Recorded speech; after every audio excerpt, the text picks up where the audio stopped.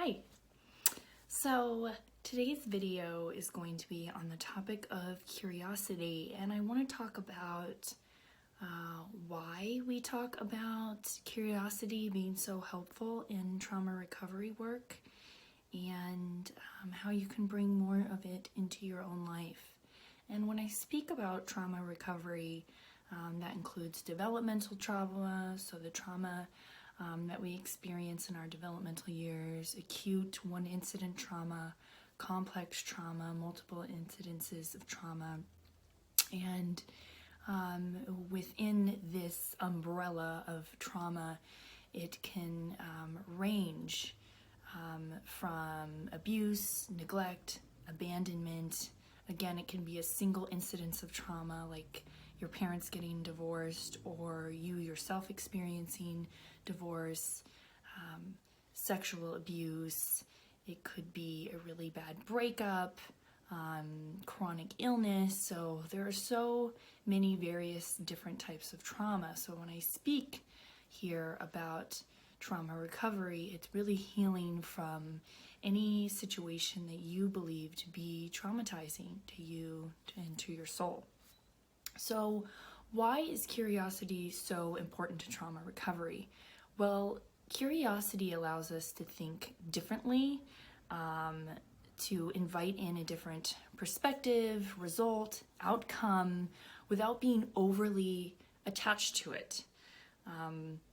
And because we're not trying anything different or trying to take any action, it really, at this point in recovery, when we're just inviting in the curiosity, it can be a really great way to start slow and soft, which is really what trauma recovery is all about. This allows the survivor, or the thriver, as I like to call us, to move out of black and white thinking, which is so common after experiencing trauma. Really just narrow thinking, that kind of like doomsday thinking too, right? Where everything is always bad, everything is always going to continue to be bad, and there is only one result that could come out of this.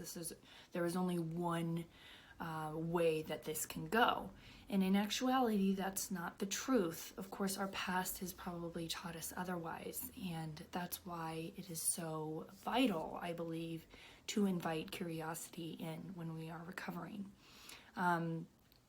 Becoming curious about things really helps us to address our inner critic. So the voice that can so often infiltrate our minds. And when we respond to this voice, to our inner critics, even outer critics, other people,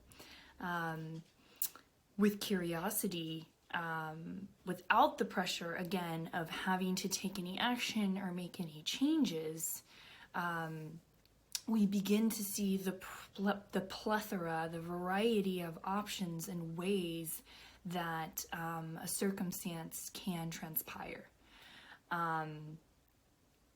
And by doing so, we are creating more space in our systems for these other possibilities, right? And after a time of doing this, of seeing so many different possibilities, and seeing that there are other ways that things can turn out, then we are more likely to expect good instead of bad, right? Which we have become so accustomed to, and it makes sense why we have, especially if we have experienced ongoing trauma. And there's going to be less doomsdaying, as I said, going on. And it helps us so much when we are confronted with stress, problems, more trauma, and adversity. So, the next time you are considering how an event, a day, a conversation, a circumstance, a relationship may go, I invite you to leave space for curiosity. As I said before, this really encourages neuroplasticity in the brain, so the brain's ability to stretch and grow.